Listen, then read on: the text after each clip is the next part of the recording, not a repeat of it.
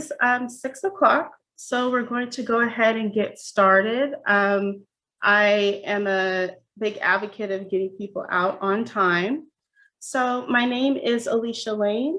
I want to welcome everyone to this evening's informational meeting for our Urban Renewal Plan and Neighborhood Conservation Combining Districts, a very long term, but very important. I am with the Housing and Planning Department, and I am our Community Engagement Specialist.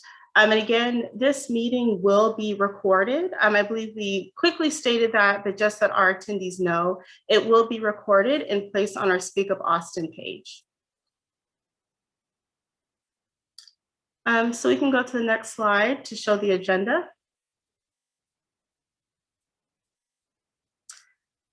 So everyone, again, welcome.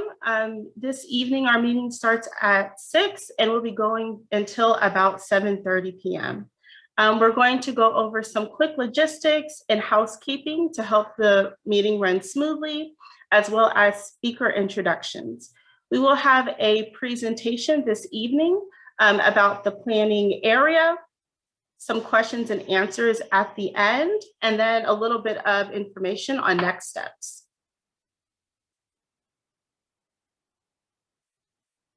So some quick housekeeping things to note. Again, this meeting is being recorded and placed on our Speak Up Austin page. Right now, you will see that the mics and cameras for our panelists are enabled only, and our attendees, your mics are off and cameras are off. Really, this is just to make sure that we have good streaming quality. I'm sure we've all been in Zoom meetings where we break all the things. So we're just making sure that we have good sound quality and good streaming quality. That way you all have a really robust and clean recording after this meeting. You will see a Q&A widget, most likely at the bottom of your screen if you entered our meeting via your laptop or smartphone. Please use this Q&A function to put in your questions. Now, we do have staff going through the chat function in case you drop your question there, but we really are hoping that you'll help us by consolidating all of your questions into this Q&A widget. If you're having audio issues, when you registered for this meeting, you were emailed a link and a telephone number, and I encourage you to use that telephone number to call in if you are having audio issues. If you're still continuing to have audio issues, feel free to put it in the chat and staff can help you as well. So these are just a few housekeeping rules. I'm not going to go through all of them, but I think for us as staff, we are very committed to making sure that this is a respectful, collaborative, and safe environment for all of our attendees. And so some of our rules really are about respecting one another, asking clarifying questions if need be. We definitely want your input and your feedback, but we want to have an open mind to make sure we have a smooth and, again, a respectful meeting. So this evening, we do have 4 speakers. We have Mandy DeMaio, who is our Community Development Administrator for our department. We also have Manuel Escobar, who is the Urban Renewal Board Chair.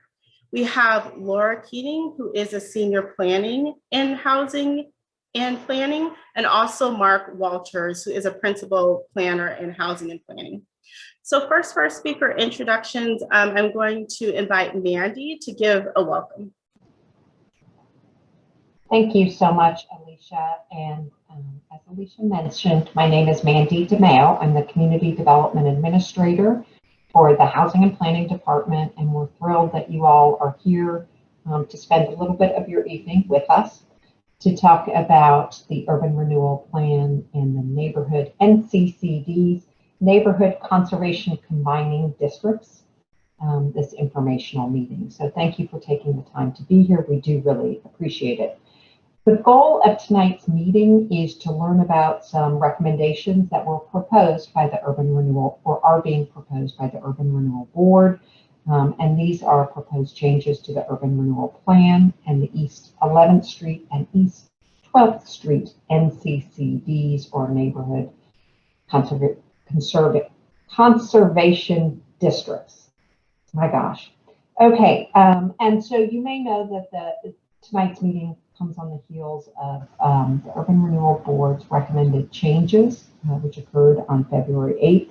The board really went to great lengths to ensure that the plan and the NCCDs are in alignment.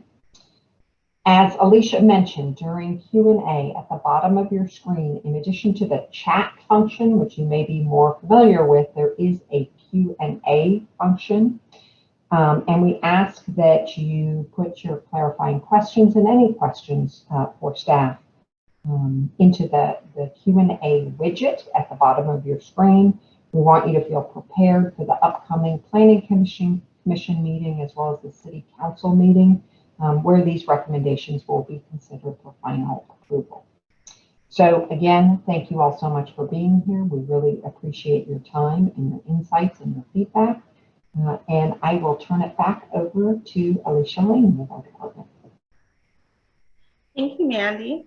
So now we'll have a welcome from our chair, Manuel. Thanks, Alicia. And thank you to everyone for attending this public meeting, and to city staff for hosting and soliciting feedback in these times when it's difficult to meet in person. My name is Manuel Escobar, and I'm honored to serve as the current chair of the Urban Renewal Board of the City of Austin. Two of my fellow commissioners, Commissioner Danielle Skidmore and Commissioner Kobla Tate, are also participating or hope to participate in this meeting. We're going to be listening carefully, and we'll take the feedback and questions from this meeting back to the board for further consideration. The updated proposed versions of the Urban Renewal Plan and the East 11th and 12th Street Neighborhood Conservation Combining Districts represent years worth of meetings and the combined efforts of the board and all of our commissioners, city staff, and numerous advisors, and of you and of all of the other stakeholders who provided us with valuable input along the way. The board was tasked with updating these documents to modernize and harmonize them so that they were easier to understand, and so that it was clearer to property owners exactly what they are and are not permitted to pursue on their properties. While the intent was to try to preserve the general spirit of the restrictions present in the existing documents, the board also solicited and received input from the public at many of our meetings over the past 2+ years, which was greatly appreciated. We may not have included directly all of the suggestions that we received, but we strived to conduct the process in a way that ensured that all stakeholders that had input about the documents had an opportunity to have their voices heard. I'd like to again publicly extend my gratitude to my fellow commissioners and to city staff and advisors, and to all stakeholders who have participated and who continue to participate in these updates to the Urban Renewal Plan and the NCCDs. These documents have been improved by your input, and we look forward to getting further feedback from you as these documents continue to progress through this process. Finally, while our work on these documents has mostly concluded, the Urban Renewal Board is now turning to another core component of what City Council has tasked us to accomplish, which is the consideration of proposals for the sale and development of blocks 16 and 18 on East 11th Street. Over the next few months, the board is going to finalize development priorities, develop scoring criteria, and finalize a request for proposals. We will need your input on this process as much as it was needed in the development of these plan documents, and I hope you will continue to participate in those upcoming meetings and help us to deliver projects that will provide benefits to this community for generations to come. So thank you again, and I'll turn things back over to Alicia. Thank you, Chair Escobar. And I really want to really just echo his sentiments and Mandy's sentiments that we really are grateful and appreciative that you all have taken time in your evening to join us today. So we're actually going to jump right into our presentation. Thank you, Alicia. So I'm going to go over some of the background of planning and regulations in the area to start with. And so the Urban Renewal Plan was adopted in 1990 and has been modified over time. The Urban Renewal Board of the agency, which Chair Escobar is the chair of, oversees implementation and compliance with the plan. And the plan's vision, along with associated development regulations, intends to really create quality mixed-use development along 11th and 12th Street. The NCCDs are the zoning tools that implement the plan. These were adopted at different times. And in the case of the East 12th Street NCCD, it is aligned with the regulations that are within the plan. But the East 11th Street NCCD is nearly 200 pages long, and it includes, in some cases, different regulations for the same property than the plan. So that just creates confusion for what is allowed on a specific property within the area.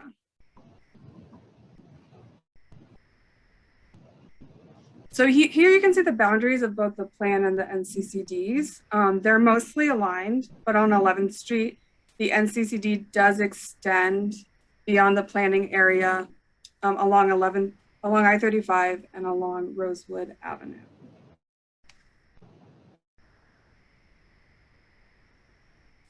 So the goals of these changes, as the chair spoke about, is partly to streamline the plan and the NCCDs and make it really clear what's allowed on property owners, for those owners and for the neighbors as well. The zoning has also always been intended to implement the plan's goals and visions. And the board recently added a vision to the proposed plan, which is to champion sustainable revitalization, reflecting diversity, achieving equity, and preserving East Austin's cultural history. So just to orient us to where we are in the process, after a multi-year effort for the ERB to develop these recommendations, the board made their official recommendations in January and February of this year at their meetings. This is the informational public meeting ahead of Planning Commission, which will conduct their public hearing next Tuesday and consider. We encourage you to participate in that meeting and to submit comments on the Speak Up page, which we will be passing along to Planning Commission and City Council. And then we expect City Council to conduct their public hearing on May 20th and consider the amendments as well.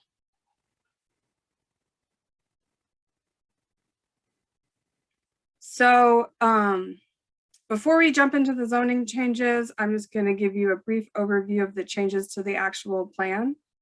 There is an existing definition section, which largely talks about land uses in the plan. And so that's going to be replaced with just a dedicated land use section. All development standards, so height maximums, setbacks, those are moved into the NCCDs, so that can be found in one place. In the future, the proposal is that any plan modifications will better align with the rezoning process. And then some sections have been reorganized, outdated information has been removed, and information about changes to the area since the original adoption has been added. So in terms of zoning changes, zoning standards are comprised of two main parts. One is the development standards, which affect the size of the building or buildings, and then one is the land uses, which affect what types of activities are allowed on our property. So I'll go over the development standards, and then I'll pass it on to my colleague Mark, who will talk about the land uses.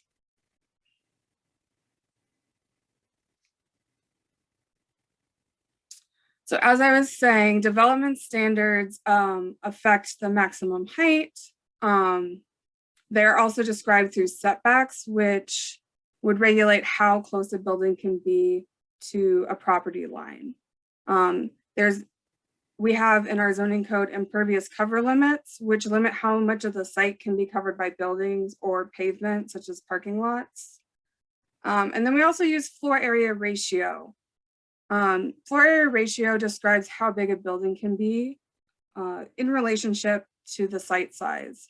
For example, if you have a 10,000 square foot site and a floor area ratio of 1, the building can be 10,000 square feet. So a higher floor area ratio allows for a larger building.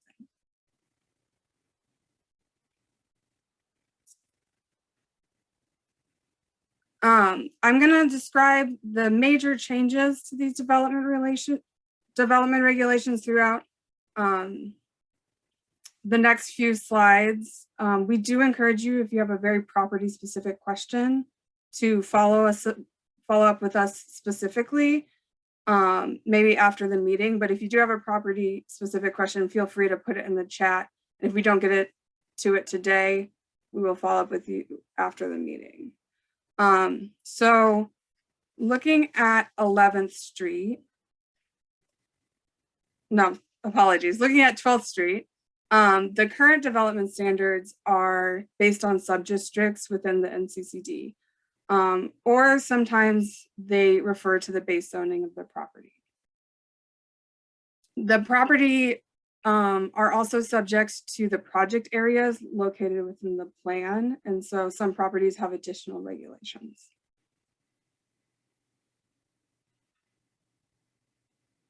Next slide, yeah. So on 12th Street, there's no proposed changes to the height maximums. This map shows that the height is based on which subdistrict each property is in.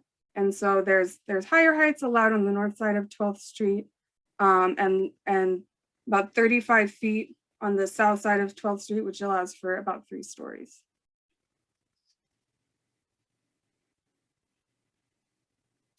Currently, any properties within the plan's project areas do not have an FAR limit. This means that, doesn't mean that the building can be an unlimited size. It just means that the height and the setbacks are what control the size of new development. In the areas outside those project areas, those properties are subject to their base zoning. So this creates some inconsistency between neighboring properties. As you can see, the areas in pink don't have an FAR, and the areas in white would have to go to their base zoning within the land development code to figure out what their FAR was. So the proposed NCCD just removes FAR limitations from all the sub-districts, which I think adds a lot of clarity to what is allowed on the properties. And then in terms of impervious cover and setbacks, there's no proposed changes on 12th Street.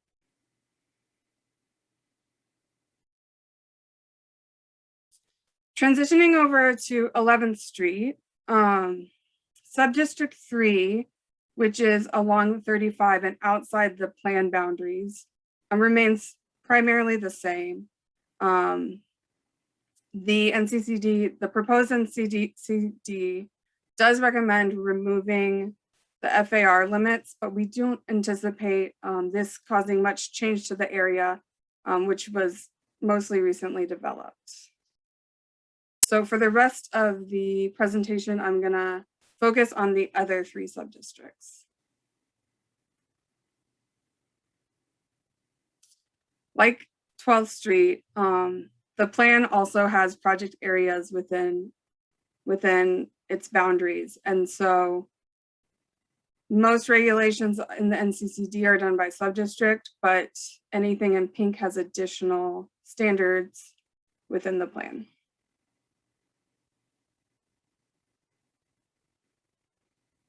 So the proposed zoning reorganizes subdistricts. And so the new organization of subdistricts is around which street the district fronts on.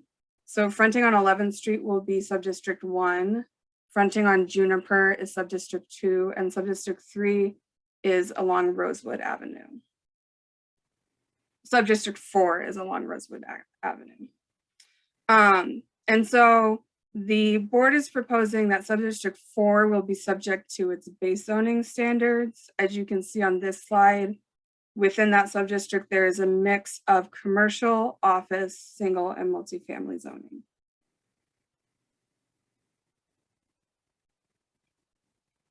The FAR regulations on 11th Street can be found in both the plan and the zoning currently, and in many cases is different for a single property. The FAR is also complicated and can depend on the size of the property or the use of the property. So the proposed regulations, like on 12th Street, remove FAR for subdistricts 1, 2, and 3. And then subdistrict 4, like I said earlier, will just refer to their base zoning standards. Height also has the same issue where the plan and the NCCD may say different things. So the board looked at the height for subdistrict 1 and 2 and really proposed limits that are based on adjacent properties. So if we go to the next slide, this map shows the height limits that were applied. For subdistrict 3, there's no change. And then for subdistrict 4 along Rosewood, it's real, those heights reflect the base zoning districts.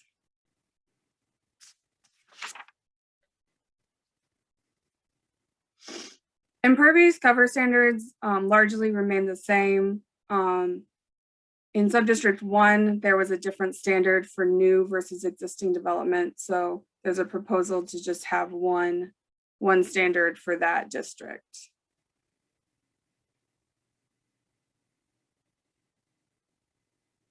And then within the current NCCD and the proposed NCCD, we just wanted to highlight that there's building design standards that promote a pedestrian-friendly environment. Our land use regulations also do a lot to promote that goal. So I'm going to turn it over to Mark and he can tell you about those. Thanks, Laura. Now I'm going to go briefly on a high-level overview of the different land uses in each of the different sub-districts. But first, many of the recommendations also had additional considerations given to them, primarily creating a human-scaled and walkable places, particularly along 11th and 12th Street. But as those two streets are really different types of streets, but 12th Street was going to be more of a high street or market street with shopping, dining, and entertainment options, whereas East 12th Street would be more of a neighborhood scaled residential and commercial district. Other considerations that went into the land use decisions, some uses the city cannot prohibit either because of law, federal law, or legal precedent, and that would be a group home, telecommunications tower, or religious assembly. Also, uses were allowed based on City of Austin policy. So you might see something that says you can have a telecommunications tower, or something that seems that that's not what you would want in a walkable mixed-use district, but we have policies and other considerations that we have to include some of those. So if you see uses like that, that's the reason why they were included. So the proposal in the NCCD sets up 3 classes of uses, and those are permitted with conditions, and conditional. Permitted means you can do it with you can do it without any special considerations. Permitted with conditions means the use is allowed, but there's a caveat to it. You can either, it may not be allowed on the ground floor or only allowed on the ground floor. And conditional uses, as they are in the rest of the city, would need to go to the Planning Commission to get approval to do that use. So again, East 12th Street, it's going to be a smaller scale neighborhood mixed use district with office and shops and residential. Here's a Google Street View looking to the west. And you can see that on one side of the street, on the south side, there's a house, whereas on the north side of the street, there is a small scale office building that looks like that's under construction. So that's the kind of the intent to that kind of small scale uses that are compatible with those types of uses. For 11th Street, the uses get a little more complicated because on 12th Street, it's just the same uses are allowed on the entire street. But unlike 11th Street, 12th Street, the uses are given, there's a universe of uses that are allowed, but you can only do those uses if it's allowed in your zoning. So if you have a zone that allows you to do multifamily, You can do multifamily, but you can't do, let's say, theater because it's not allowed in a multifamily zone. So 11th Street proposed districts, as Laura went over, there's 3 of them, along 11th, Juniper on the east end, and then on I-35.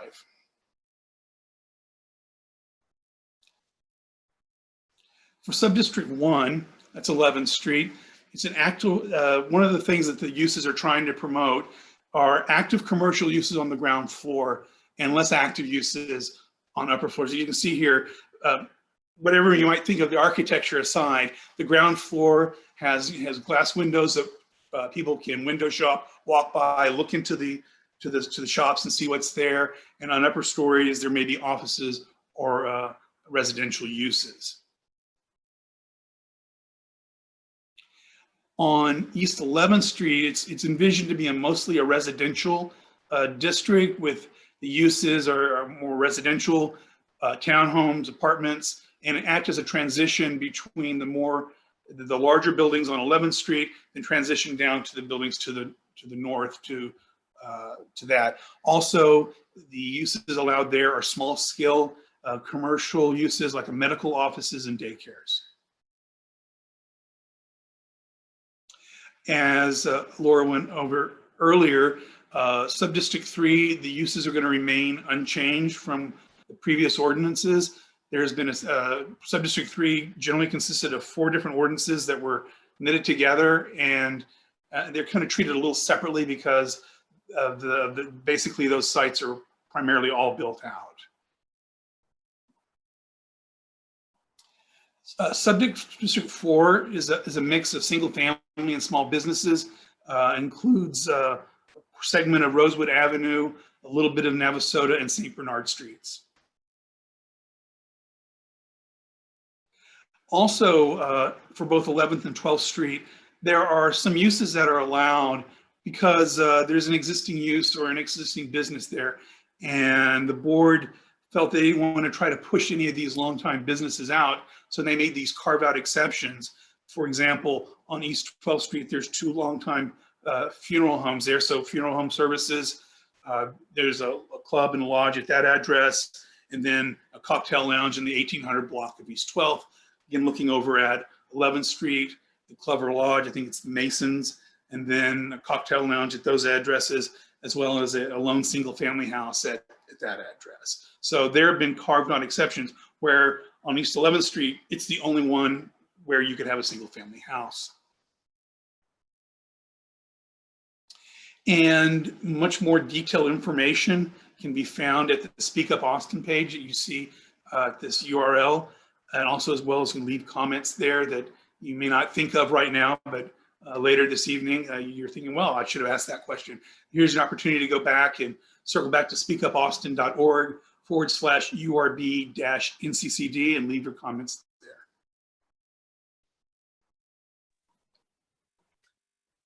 Thank you, Laura and Mark, for that great information.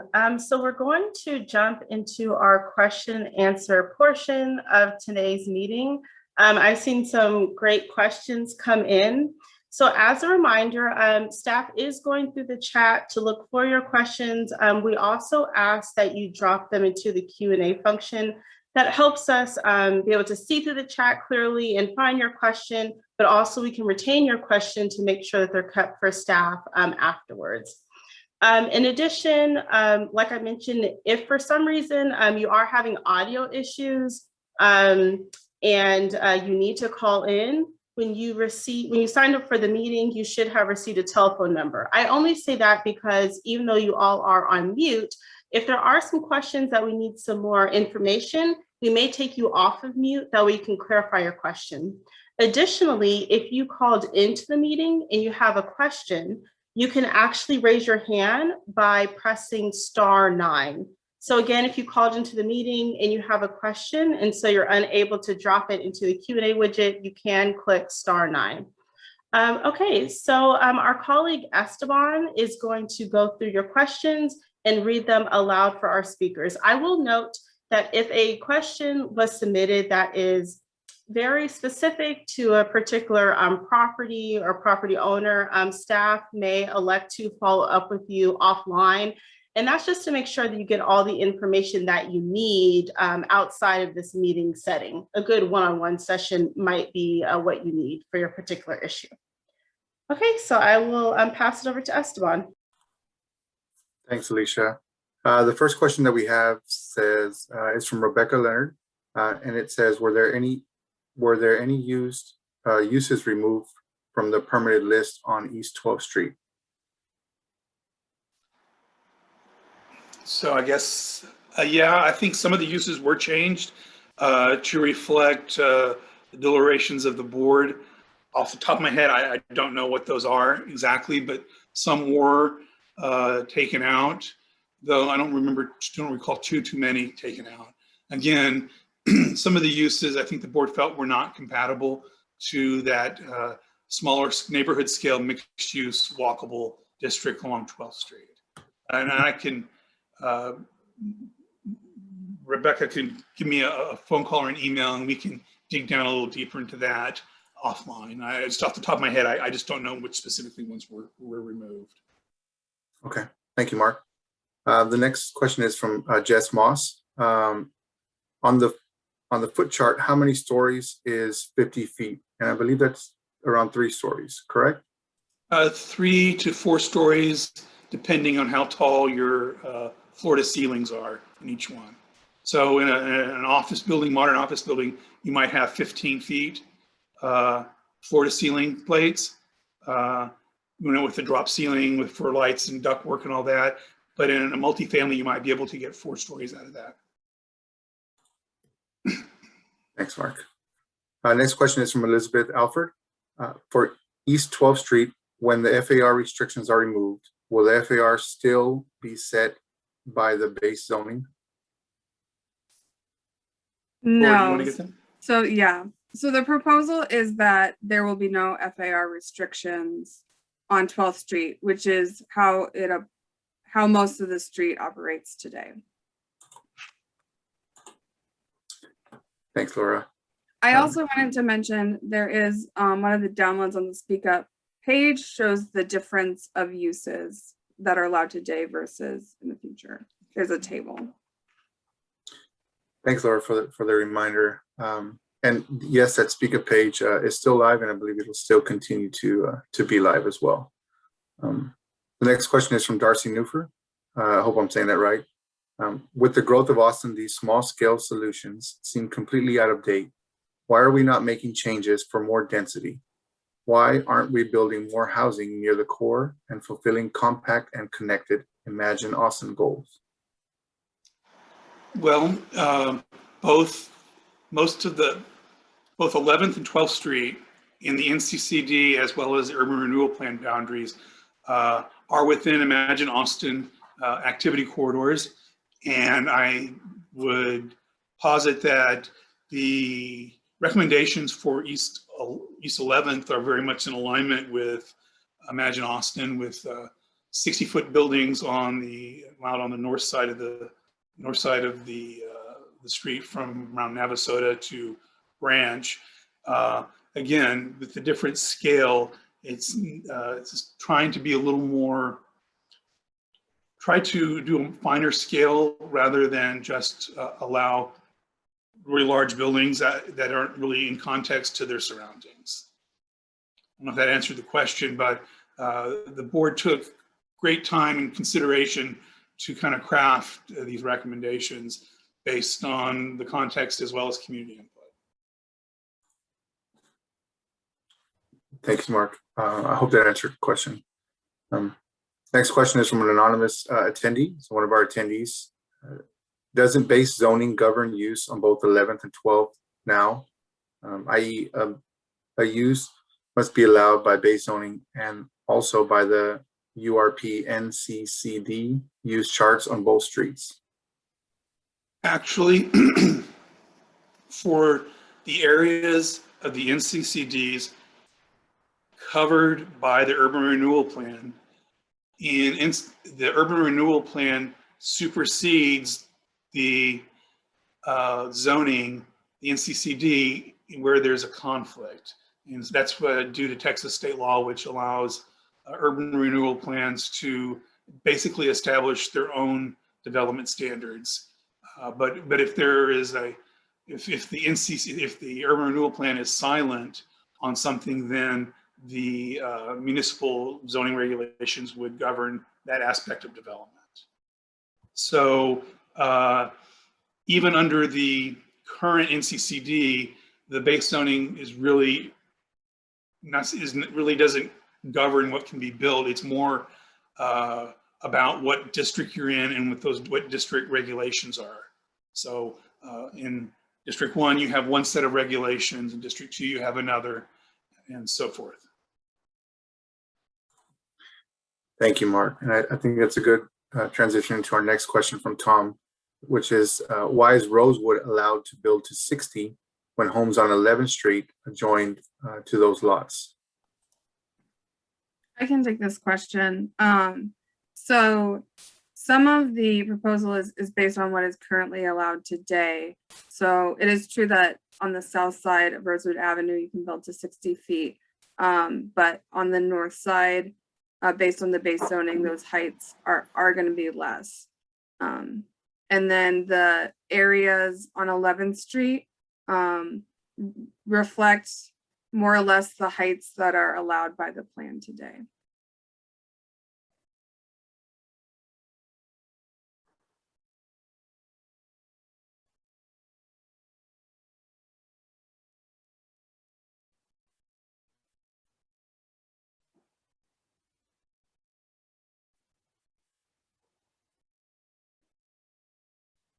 Any other questions, Esteban? Or did we lose Esteban? Oh, apologize. I was on mute there. Okay, what Kept happens? going in, switching in and out on mute. Interesting. Sorry. Next question is from Tom. Residential lots on Angelina are also adjacent to Rosewood lots allowing the 60, and why? Oh, go ahead, I think Laura. I covered that in my last answer, but some of the 60-foot heights are based on current entitlements today. And so we're not wanting to reduce the entitlements on those properties. Okay. Next question is from an anonymous attendee. Driving on the side streets between 11th and 12th Street is a challenge due to parking on both sides of the street. Does the zoning address the possibility of changing some of the streets into one-way streets? No, that's not really a function of zoning. That would be under the purview of the Austin Transportation Department. They would probably have to go out and conduct some studies and do some analysis as to understand what the best solutions might be to manage on-street parking in the area. That's outside of the scope of what we're doing with this process. Okay, thank you. Next question is from Richard Ferris. Telephone poles blocking the entrance on 12th Street properties for construction purposes. They have to be lowered. I think that's more of a statement. Okay, I'm not sure how to respond to that, Laura. Do you? I think as part of the development, if your project required a site plan, and I think you'd have to, whoever the person developing would have to work with whoever that utility provider it is, whether it's Austin Energy or one of the telecommunications companies, to figure out how those poles and attendant wires may or may not be relocated. Thank you, Mark. Next question is from anonymous attendee as well. Does the zoning address short-term rentals, STRs, on East 12th Street? On East 11th, I mean, that type 2 STRs are not allowed, which I just know, I just read that. I don't recall on East 11th, on East 12th Street, that if it's allowed or not. Do you have that up, Laura? I'll pull it up real quick and we can circle back. Okay. Next question is from Megan Ellis. How could these changes be impacted by a future citywide LDC rewrite? So I can take this question. The changes within the NCCD are also being adopted by the urban renewal plan. So as long as the plan exists, it supersedes any zoning regulations. So as long as the plan exists, these changes will be controlling for the area as far as development. Okay, thanks, Laura. The next question is from Jay Ferret. I believe I'm saying that correctly. What was the purpose behind the creation of Subdistrict 4 within the 11th Street NCCD? By reverting to the base zoning, it seems that the section bordering Rosewood Avenue is effectively being removed from the NCCD for all intents and purposes. I don't honestly remember the process, the discussions that went into that. It's been a lengthy process, and I don't recall those conversations. Chair Escobar, do you recall that? I do not, and many of these changes were proposed by one of the city's consultants, and I remember that being pretty early on in the process. So it might have been something that happened sometime in 2019, but we can go back and look at that and provide Mr. Perry with an answer. Thank you. I will also say about that is we can look in the reasoning for that, but that does organize the sub-districts that are outside of the urban renewal plan area to be separate from the ones that are within the NCCD, the plan area. And I looked and it looks like short-term rental is not allowed on 12th Street. Type 2 or just all short-term rentals?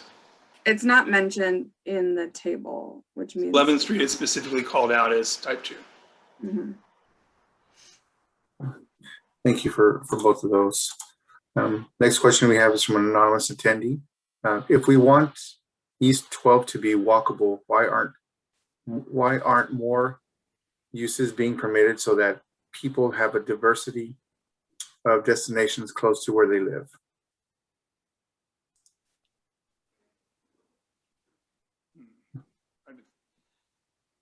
Well, I mean, some uses are inherently promote a walkable environment, whereas others do not.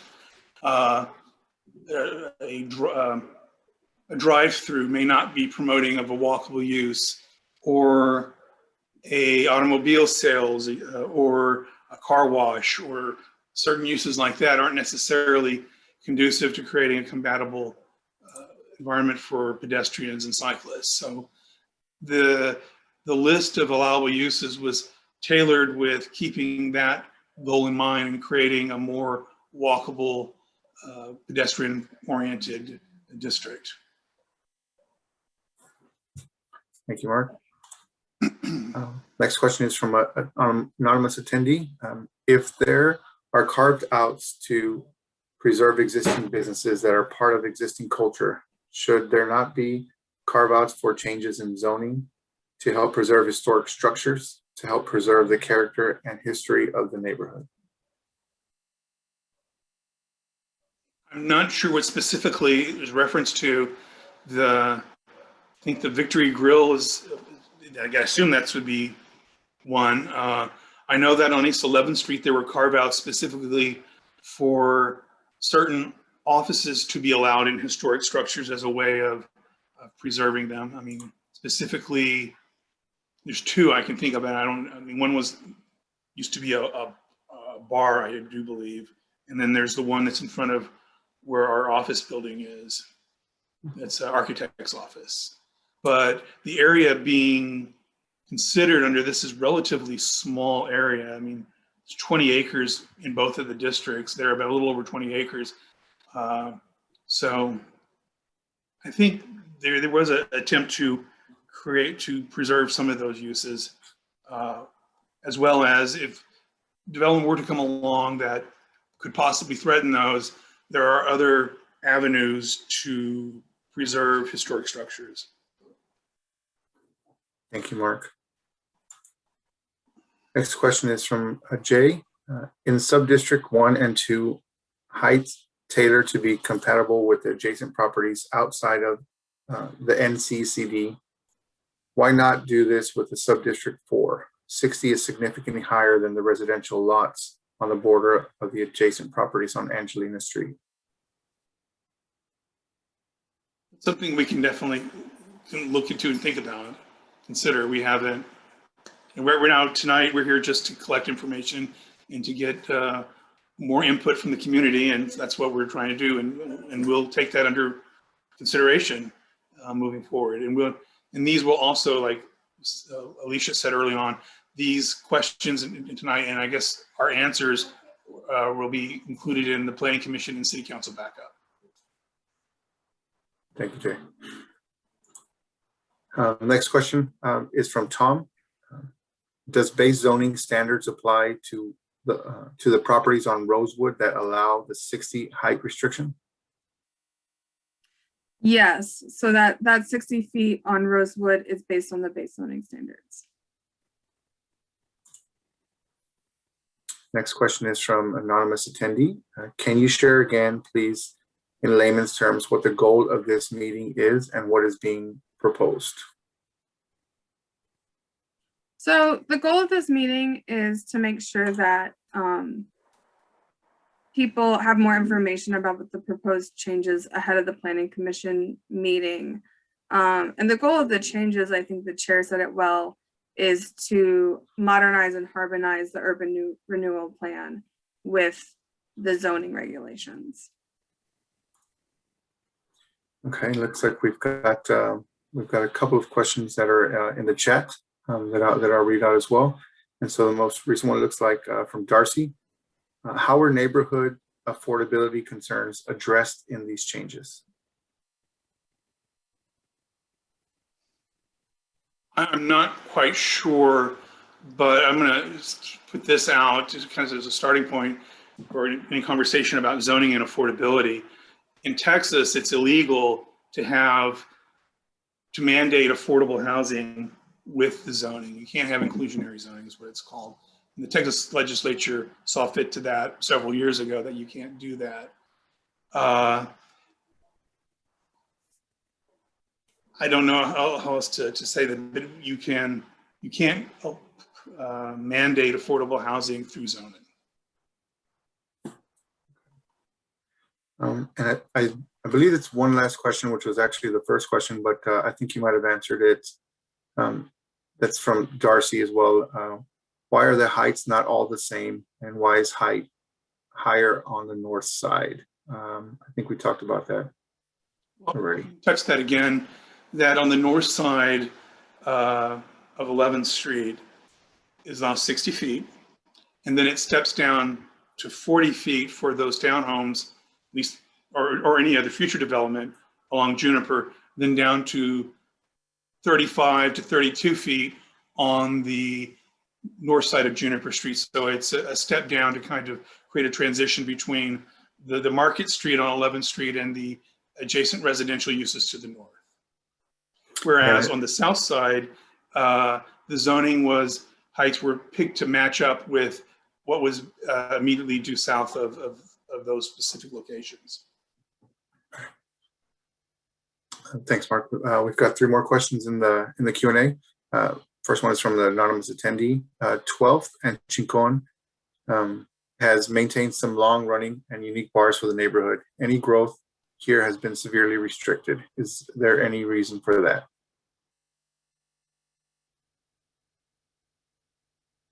I'm not sure I quite understand the question. Laura, do you have a? Yeah, I mean, can we clarify growth of what housing, additional restaurants?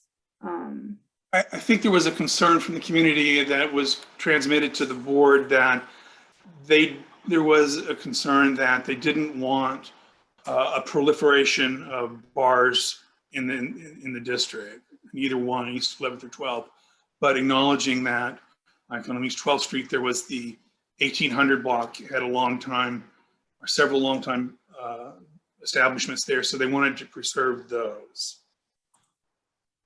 But we could maybe call the person up and ask for a clarifying question.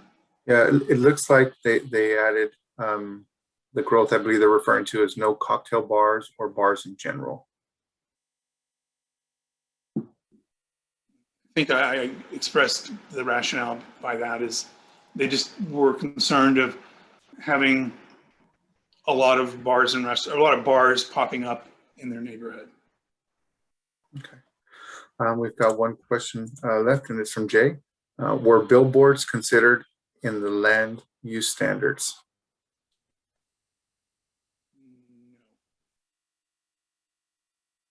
And billboards, I mean, they're governed by another section of the code, the sign code, and that was not considered as part of this process.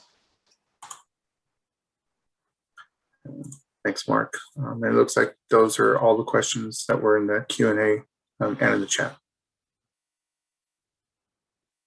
Thank you, Esteban. So we do have some time left. So I am going to ask if there are some last questions, if you can please put them in the Q&A box. I will say that I just saw a question pop up. It looks like it's from Elizabeth. Is there any plan to bury the mini Unsightly power and telecommunication lines on East 12th Street? I am not aware of any plans to do that. I know sometimes a development, as part of their negotiations with the reviewers in the city of Austin, will bury or move power lines, but I'm not aware of any specific plans to do so. Okay. So I have not seen other questions pop up. I'm going to move on to next steps. However, we will keep an eye out to see if any questions do pop up as we're going through the next steps.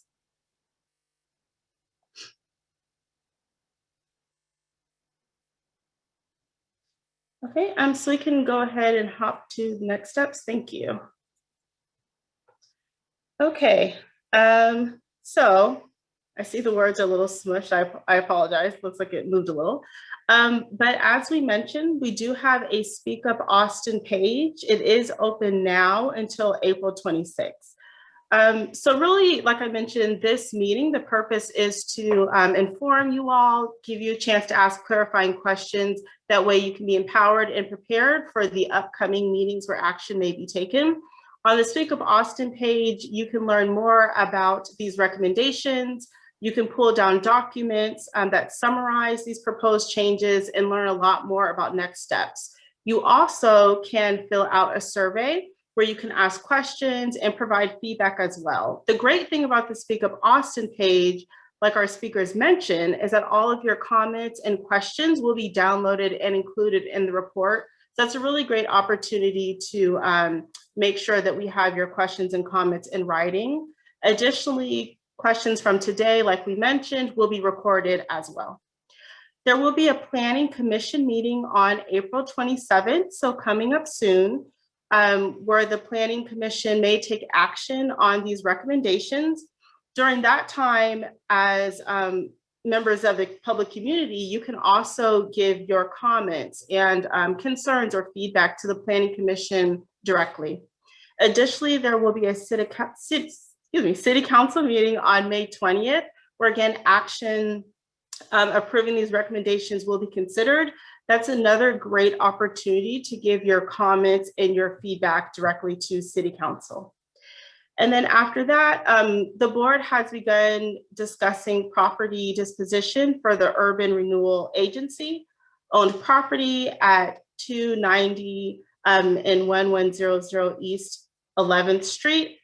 There will be a public engagement plan. It is in development, and this will be a main item at an upcoming board meeting moving forward. So ways to comment.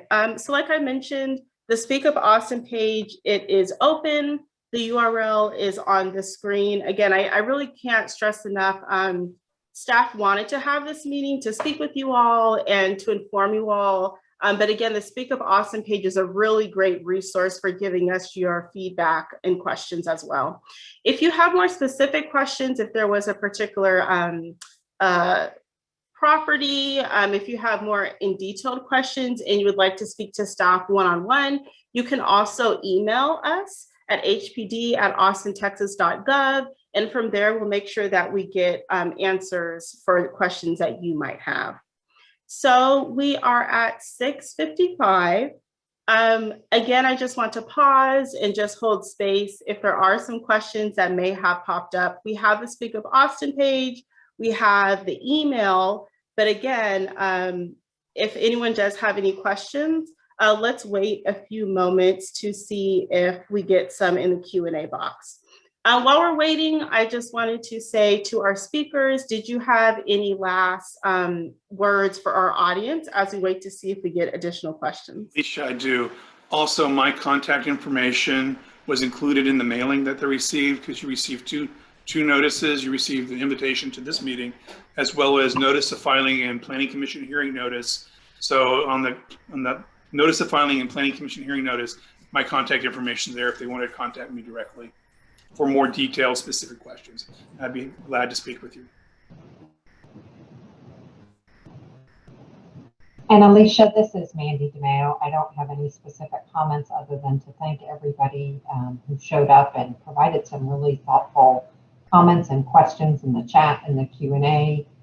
This is very helpful, and it also, as Alicia mentioned, all of this will be incorporated into the materials that are given to the Planning Commission and, of course, City Council as they move forward with consideration of these changes to the Urban Renewal Plan and the NCCDs. So we really appreciate everyone's time.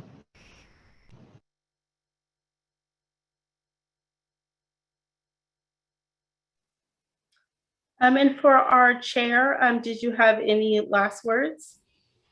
No, similar to Mandy, just to thank everyone for participating in this process. We really appreciate the additional input, and we will take it back for further consideration as well. So thank you again, everyone. Also, all emails or anything else would be added to the council backup and Planning Commission backup. So anything correspondence that we receive will be included. So feel free to email if you would like to have your comments included in the backup materials. Thank you, Mark. I think that's you. Oh, thank you, Darcy. So it is 6:58. We'll hang back for a minute. We want to give people their evening back. We have kids, school, work, food. So people, you're welcome to drop off. We're going to stay just for a few more minutes, probably about until 7. For speakers, if you need to go as well, that's fine. For those of us who can hang back, again, we'll wait for about 2 minutes in case questions do come in. Thank you again, everyone, so much. And then, like I mentioned, give staff some time, and then we will be transcribing your questions and uploading those and this video onto the Speak Up Austin page. So again, we'll hang out for about another minute just in case. And the Speak Up Austin page should be up through at least the City Council public hearing. So there's plenty of time. There's not a hurry to go and provide questions there.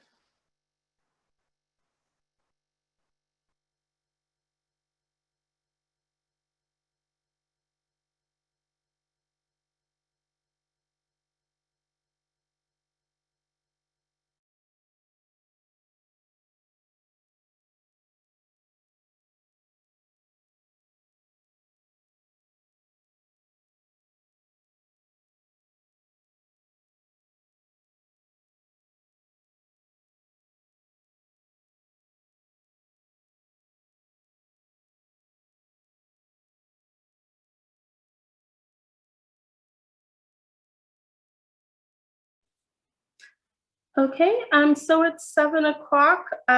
So I think we'll go ahead and end the meeting. And like I mentioned, the Speak Up Austin page is open. Our email is on the screen. Again, that's hpd@austintexas.gov. Again, Mark mentioned that if you got a meeting notice, his email is available as well. So thank you again so much, everyone. We really appreciate you taking time out of your evening to hang out with us.